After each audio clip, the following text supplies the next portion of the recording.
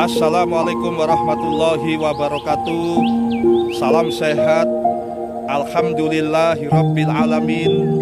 Allahumma sholli ala sayyidina Muhammad wa ala sayyidina Muhammad.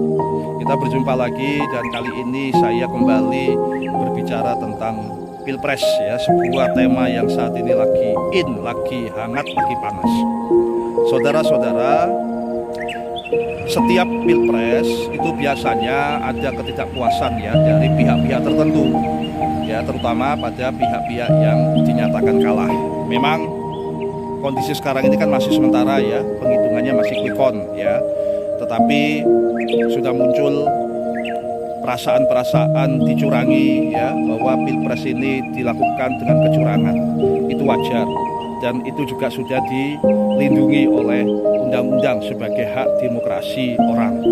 Nah, undang-undang juga sudah menyatakan bahwa jika merasa terdapat kecurangan, maka setiap individu boleh untuk melakukan laporan, untuk melakukan gugatan ya, melalui Mahkamah Konstitusi. Mahkamah Konstitusi itu adalah lembaga hukum yang paling tinggi untuk mengatasi sengketa pemilu yang terjadi. Nah, saudara-saudara, ada hal yang menarik ya, baru-baru ini ada kabar bahwa mantan Ketua Mahkamah Konstitusi Bapak Anwar Usman dinyatakan menang oleh Pengadilan Tata Usaha Negeri.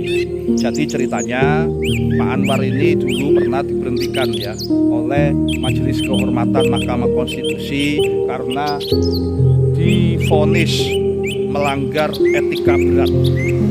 Karena Anwar Usman menurut MKMK ini bukan menurut saya, dinyatakan melanggar etika ketika proses mengubah salah satu ayat di dalam Undang-Undang Pemilu. Nah, ini banyak pihak yang kemudian menuduh bahwa ada upaya untuk bisa melancarkan Gibran ya, putra Presiden Jokowi, termasuk ponaan dari Pak Anwar Usman, untuk bisa maju menjadi wakil presiden ya pada pemilu 2024 ini. Nah, Gibran pada akhirnya bisa maju karena ada pengubahan peraturan tersebut ya, sebagai orang yang sedang atau pernah menjadi kepala daerah ya, Gibran akhirnya menjadi calon wakil presiden. Itulah yang menurut saya ikhwal munculnya rame-rame Pilpres tahun 2024 ini. Nah, ini menarik kenapa saya akan membahas dalam perspektif ilmu komunikasi. Di dalam ilmu komunikasi, proses komunikasi itu akan efektif. Salah satu komponennya adalah terkait dengan komunikator. Ya, Pak Anwar Usman ini bisa saya sebut sebagai salah satu komunikator utama di dalam MK jika terjadi gugatan pemilu di MK. Ya, karena MK yang mengadili gitu.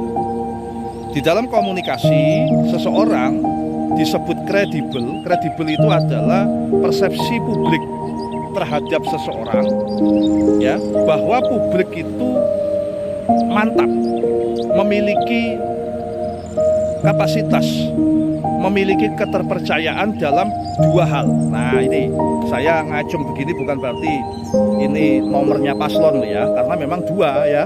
Nah, dua hal apa? Satu, orang disebut kredibel kalau dianggap kompeten, memiliki kompetensi, expertise. Jadi memiliki kompetensi keilmuan, memiliki kemampuan ilmu pengetahuan dalam bidangnya. Ya, orang pinter lah ya, orang pinter. Jadi saya kira Pak Anwar Usman tidak diragukan lagi lah, pakar hukum ya, profesor kalau nggak salah ya. Nah, tentu dia betul-betul menguasai teori, menguasai ilmu hukum ya. Kemudian yang kedua adalah trustworthiness. Jadi yang pertama tadi kompetensi, yang kedua trustworthiness. Nah, trustworthiness ini adalah publik percaya atau tidak terhadap eksistensi dia dalam kasus ini. Nah, ini yang menjadi persoalan. Sekarang ini sudah ada namanya public distrust. Publik itu sudah tidak percaya bahwa Anwar Usman itu adalah hakim yang adil yang bisa berdiri di semua golongan. Ya, ini akibat dari keputusan MK yang memberhentikan Anwar Usman sebagai Ketua Mahkamah Agung pada November tahun 2023 kemarin ya, karena dianggap melanggar etika berat. Nah, ini tentu saran saya dalam perspektif ilmu komunikasi, oke lah ya, Pak Anwar sudah menang dalam keputusan selah di PT UN, itu persoalan hukum ya, saya tidak ikut campur karena saya bukan pakar di situ ya.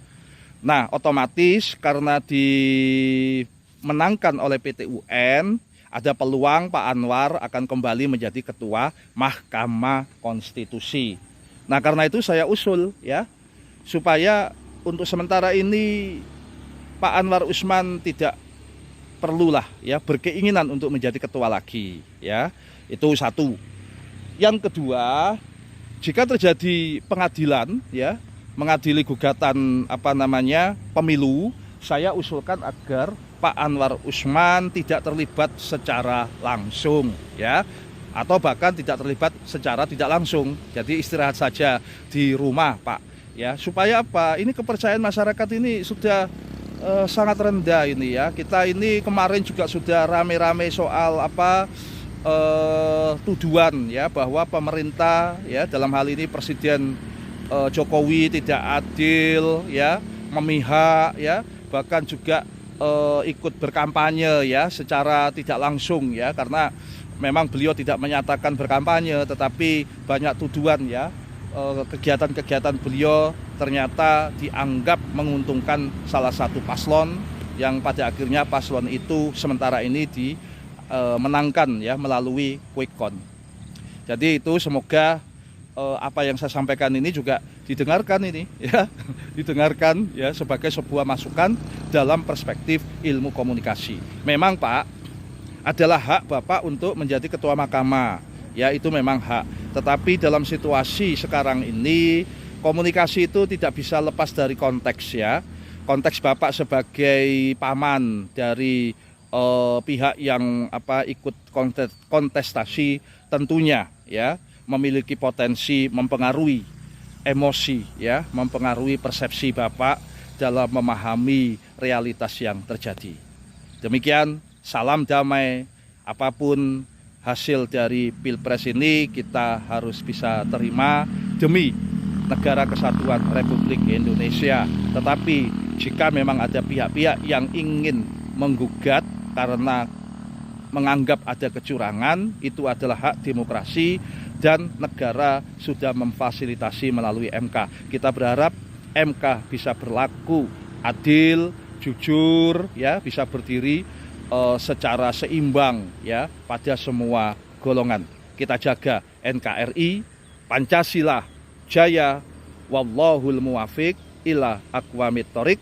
Assalamualaikum warahmatullahi wabarakatuh.